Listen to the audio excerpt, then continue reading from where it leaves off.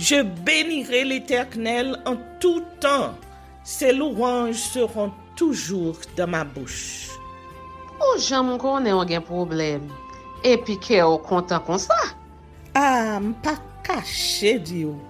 Depuis m'komanse li Bib moi chaque jour, m'senti charge problème moi yo sorti sous dom. Oh, si c'est comme ça, moi pour aller couvrir acheter un bip. Dégagez au marché. Mais en attendant, ou qu'attendez radio télévision d'espoir? Radio Vision d'Espoir. Oh, moi t'attendais une annonce comme ça, oui. Mais qui ça a te dit? Lecture de la Bible en un an. Une émission qui vous accompagne à la découverte des trésors cachés de la parole de Dieu sur Radio Télé Vision d'Espoir. Chaque jour de 11h à 11h30 du matin, excepté mercredi 5h30, 6h de l'après-midi, samedi 7h30, 8h du matin, avec les sœurs Chantal Saint-Hubert, Claude Louis Orisma. et votre servante Maudeline Maurice Hilaire.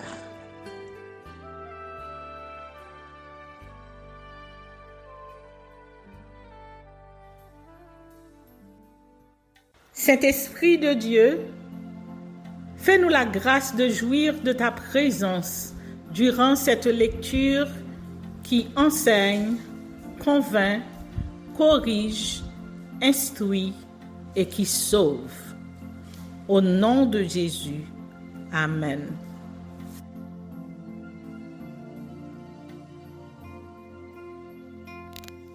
Nombreux chapitre 27. Loi sur les héritages. Les filles de Tselophshad, fils de Épher, fils de Galaad, fils de Makir, fils de Manassé, des familles de Manassé, fils de Joseph, et dont les noms étaient Machla, Noah, Hogla, Milka et Tirtsa, s'approchèrent et se présentèrent devant Moïse, devant le sacrificateur Éléazar, et devant les princes et toute l'assemblée. À l'entrée de la tente d'assignation, elles dirent: Notre père est mort dans le désert. Il n'était pas au milieu de l'assemblée de ceux qui se révoltèrent contre l'Éternel, de l'assemblée de Corée, mais il est mort pour son péché, et il n'avait point de fils. Pourquoi le nom de notre père serait-il retranché du milieu de sa famille, parce qu'il n'avait point eu de fils? Donne-nous une possession parmi les frères de notre père. Moïse porta la cause devant l'Éternel. Et l'Éternel dit à Moïse: Les filles de Tselophshad ont raison.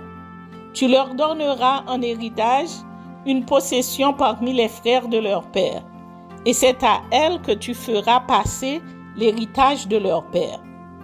Tu parleras aux enfants d'Israël et tu diras: Lorsqu'un homme mourra sans laisser de fils, vous ferez passer son héritage à sa fille.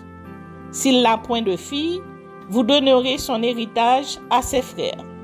S'il n'a point de frères, vous donnerez son héritage aux frères de son père.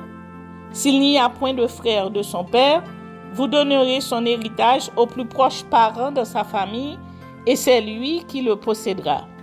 Ce sera pour les enfants d'Israël une loi et un droit, comme l'Éternel l'a ordonné à Moïse. Josué désigné comme successeur de Moïse. L'Éternel dit à Moïse: Monte sur cette montagne d'Abarim et regarde le pays que je donne aux enfants d'Israël. Tu le regarderas, mais toi aussi, tu seras recueilli auprès de ton peuple comme Aaron, ton frère, a été recueilli. Parce que vous avez été rebelles à mon ordre dans le désert de Tsim lors de la contestation de l'assemblée et que vous ne m'avez point sanctifié à leurs yeux à l'occasion des eaux. Ce sont les eaux de contestation à Kadès dans le désert de Tsin.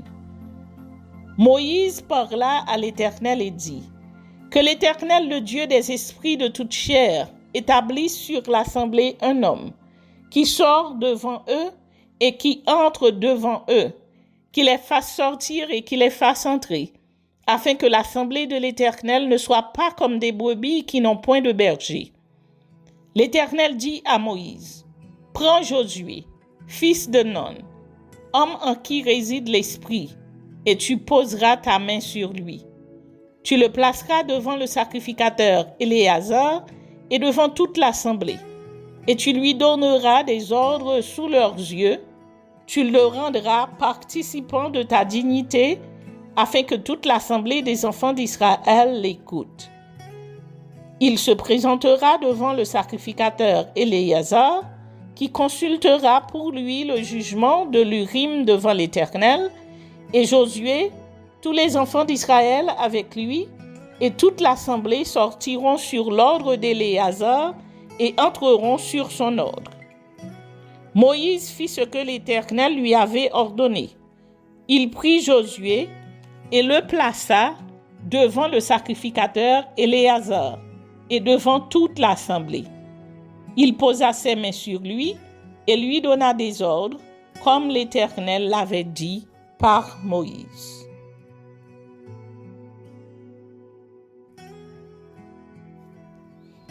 Nombre chapitre 28.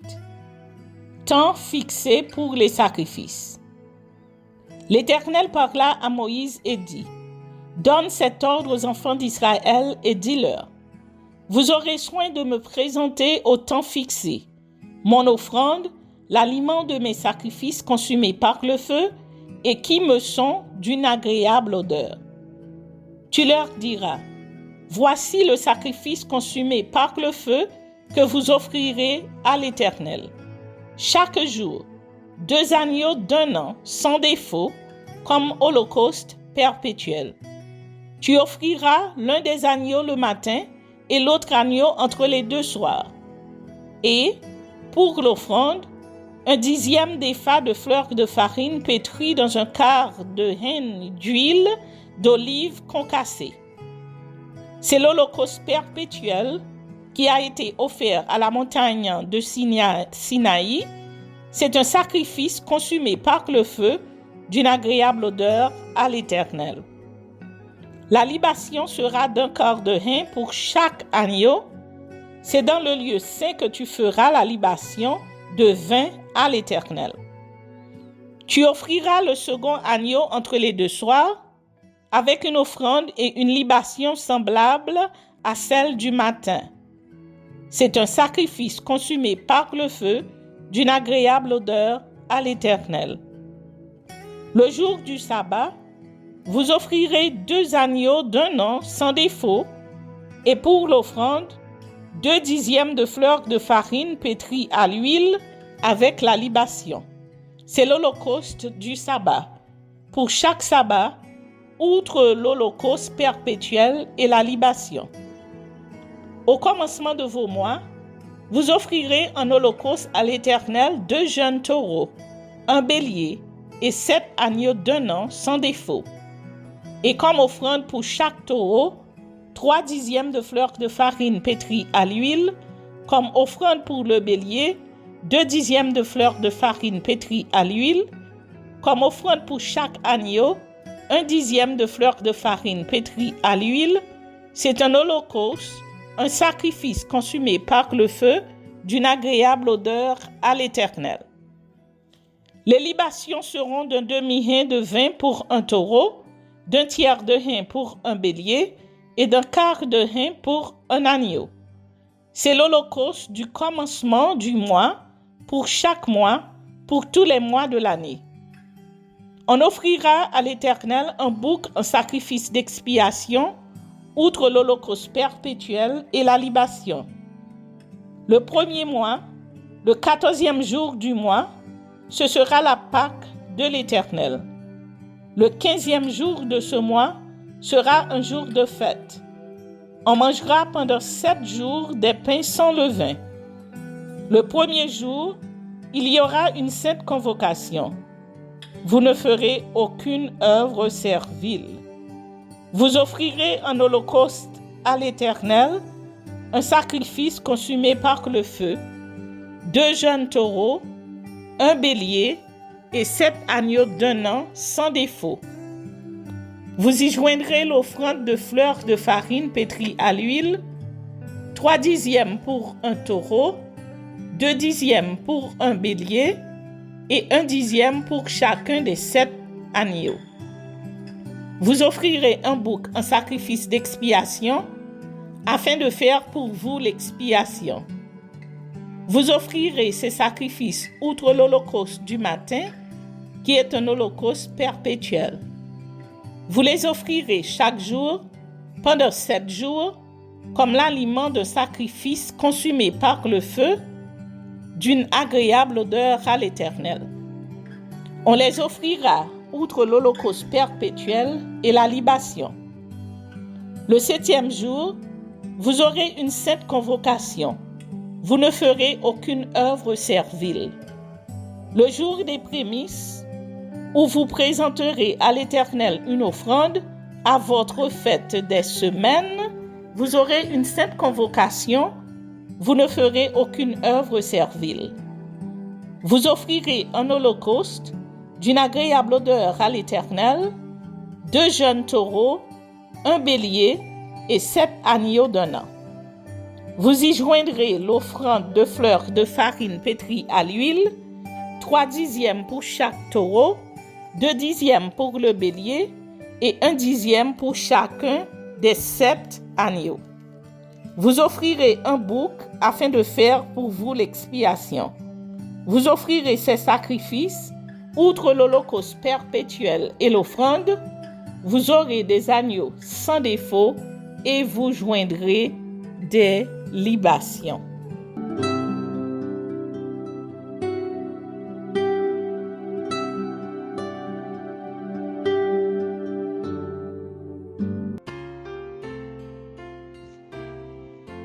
Ecclésiaste chapitre 2. J'ai dit en mon cœur, allons, je t'éprouverai par la joie et tu goûteras le bonheur. Et voici, c'est encore là une vanité. J'ai dit du rire insensé et de la joie, à quoi sert-elle?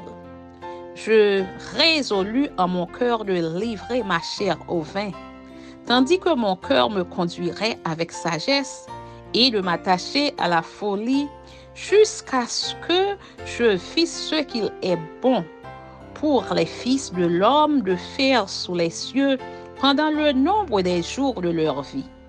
J'exécutai de grands ouvrages, je me bâtis des maisons, je me plantai des vignes, je me fis des jardins et des vergers, et j'y plantai des arbres à fruits de toute espèce. Je me créai des étangs pour arroser la forêt où croissaient les arbres. J'achetai des serviteurs et des servantes, et j'eus leurs enfants nés dans la maison. Je possédais des troupeaux de bœufs et de brebis, plus que tous ceux qui étaient avant moi dans Jérusalem. Je m'amassai de l'argent et de l'or, et les richesses des rois et des provinces. Je me procurai des chanteurs et des chanteuses, et les délices des fils de l'homme, des femmes en grand nombre.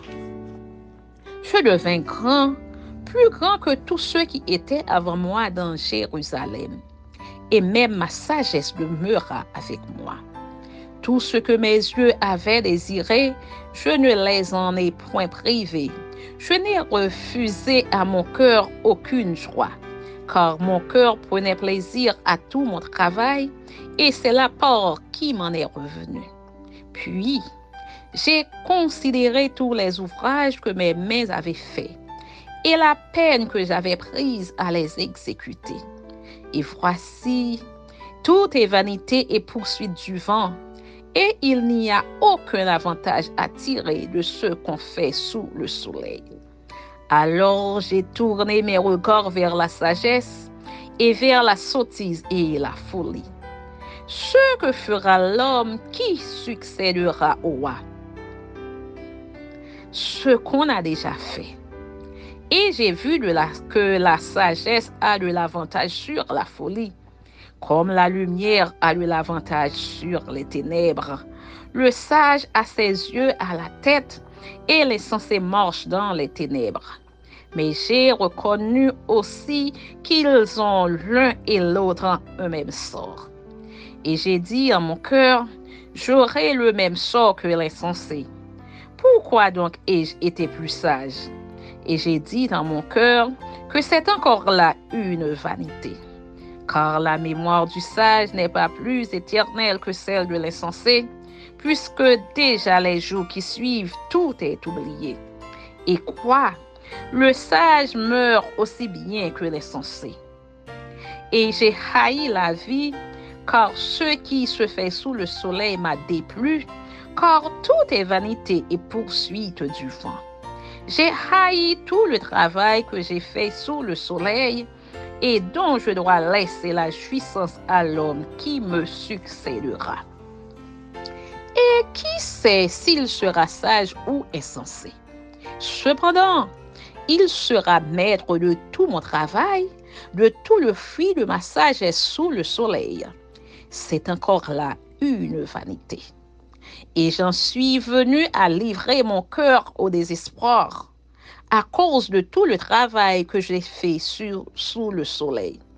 Car tel homme a travaillé avec sagesse et science et avec succès, et il laisse le produit de son travail à un homme qui ne s'en est point occupé. C'est encore là une vanité et un grand mal. Que revient-il en effet à l'homme de tout son travail et de la préoccupation que de son cœur, objet de ses fatigues sous le soleil? Tous ses jours ne sont que douleur et son portage n'est que chagrin. Même la nuit, son cœur ne repose pas. C'est encore là une vanité. Il n'y a de bonheur pour l'homme qu'à manger et à boire, et à faire jouir son âme du bien-être au milieu de son travail. Mais j'ai vu que cela aussi vient de la main de Dieu. Qui, en effet, peut manger et jouir si ce n'est moi? Car il donne à l'homme qui lui est agréable la sagesse, la science et la joie. Mais il donne aux pécheurs le soin de recueillir et d'amasser, afin de donner à celui qui est agréable à Dieu. C'est encore là une vanité et la poursuite du vent. Amen.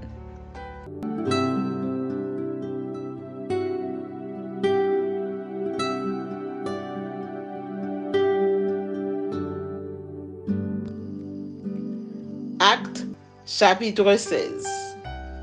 Timothée. Vision de Paul à Troas. Il se rendit ensuite à Derbe et à Lystre. Et voici, il y avait là un disciple nommé Timothée, fils d'une femme juive, fidèle et d'un père grec. Les frères de Lystre et d'Icône rendaient de lui un bon témoignage. Paul voulut l'emmener avec lui, et l'ayant pris, il le circoncit à cause des Juifs qui étaient dans ces lieux-là, car tous savaient que son père était grec. En passant par les villes, il recommandait aux frères d'observer les décisions des apôtres et des anciens de Jérusalem. Les églises se fortifiaient dans la foi et augmentaient en nombre de jour en jour. Ayant été empêchés par le Saint-Esprit d'annoncer la parole dans l'Asie, ils traversèrent la Phrygie et le pays de Galatie. Arrivés près de la Mysie, ils se disposaient à entrer en Bithynie, mais l'Esprit de Jésus ne leur permit pas. Ils franchirent alors la Mysie et descendirent à Troas. Pendant la nuit, Paul eut une vision. Un Macédonien lui apparut et lui fit cette prière. « Passe en Macédoine, secours-nous. » Après cette vision de Paul, nous cherchâmes aussitôt à nous rendre en Macédoine, concluant que le Seigneur nous appelait à y annoncer la bonne nouvelle. Départ pour la Macédoine, Paul à Philippe, Lydie, marchande de pourpre, une servante de Vinerès, Paul et Silas emprisonnés, le geôlier de Philippe, les prisonniers remis en liberté. Étant partis de Troas, nous fîmes voile directement vers la Samothrace et le lendemain, nous débarquâmes à Néapolis. De là, nous allâmes à Philippe, qui est la première ville d'un district de Macédoine et une colonie. Nous passâmes quelques jours dans cette ville. Le jour du sabbat, nous nous rendîmes hors de la porte vers une rivière où nous pensions que se trouvait un lieu de prière. Nous nous assîmes et nous parlâmes aux femmes qui étaient réunies. L'une d'elles, nommée Lydie, marchande de pourpre de la ville de Thyatire, était une femme craignant Dieu et elle écoutait. Le Seigneur lui ouvrit le cœur pour qu'elle fût attentive à ce que disait Paul. Lorsqu'elle eut été baptisée avec sa famille, elle nous fit cette demande. « Si vous me jugez fidèle au Seigneur, entrez dans ma maison et demeurez-y. » Et elle nous pressa par ses instances. Comme nous allions au lieu de prière, une servante qui avait un esprit de python et qui, en devinant, procurait un grand profit à ses maîtres, vint au-devant de nous et se mit à nous suivre, Paul et nous. Elle criait, « Ces hommes sont les serviteurs du Dieu très haut et ils vous annoncent la voie du salut. » Elle fit cela pendant plusieurs jours. Paul, fatigué, se retourna et dit à l'esprit, « Je t'ordonne au nom de Jésus-Christ de sortir d'elle. » Il sortit à l'heure même. Les maîtres de la servante, voyant disparaître l'espoir de leur grain, se saisirent de Paul et de Silas et les traînèrent sur la place publique devant les magistrats. Ils les présentèrent aux prêteurs en disant, « Ces hommes troublent notre ville. Ce sont des Juifs qui annoncent des coutumes qu'il ne nous est permis ni de recevoir ni de suivre à nous qui sommes Romains. » La foule se souleva aussi contre eux et les prêteurs, ayant fait arracher leurs vêtements, ordonnèrent qu'on les bâtît de verges. Après qu'on les eut chargés de coups, ils les jetèrent en prison en recommandant au geôlier de les garder sûrement. Le geôlier, ayant reçu cet ordre, les jeta dans la prison intérieure et leur mit les sceptres aux pieds. Vers le milieu de la nuit, Paul et Silas priaient et chantaient les louanges de Dieu et les prisonniers les entendaient. Tout à coup, il se fit un grand tremblement de terre, en sorte que les fondements de la prison furent ébranlés. Au même instant, toutes les portes s'ouvrirent et les liens de tous les prisonniers furent rompus. Le geôlier se réveilla et, lorsqu'il vit les portes de la prison ouvertes, il tira son épée et allait se tuer, pensant que les prisonniers s'étaient enfuis. Mais Paul cria d'une voix forte, « Ne te fais point de mal, nous sommes tous ici. » Alors, le geôlier, ayant demandé de la lumière, entra précipitamment et se jeta tout tremblant aux pieds de Paul et de Silas. Il les fit sortir et dit, « Seigneur, que faut-il que je fasse pour être sauvé? » Paul et Silas répondirent, « Crois au Seigneur Jésus et tu seras sauvé, toi et ta famille. » Et ils lui annoncèrent la parole du Seigneur ainsi qu'à tous ceux qui étaient dans sa maison. Il les prit avec lui à cette heure même de la nuit. Il lava leurs plaies et aussitôt il fut baptisé, lui et tous les siens. Les ayant conduits dans son logement, il leur servit à manger et il se réjouit avec toute sa famille de ce qu'il avait cru en Dieu. Quand il fit jour, les prêteurs envoyèrent les licteurs pour dire au geôlier « Relâche ces hommes ». Et le geôlier annonça la chose à Paul. Les prêteurs ont envoyé dire qu'on vous relâcha. Maintenant donc, sortez et allez en paix. Mais Paul dit aux licteurs, après nous avoir battus de verges publiquement et sans jugement, nous qui sommes Romains, ils nous ont jetés en prison et maintenant ils nous font sortir secrètement. Il n'en sera pas ainsi. Qu'ils viennent eux-mêmes nous mettre en liberté. Les licteurs rapportèrent ces paroles aux prêteurs qui furent effrayés en apprenant qu'ils étaient Romains. Ils vinrent les apaiser et ils les mirent en liberté en les priant de quitter la ville. Quand ils furent sortis de la prison, ils entrèrent chez Lydie et, après avoir vu et exhorté les frères, ils partirent.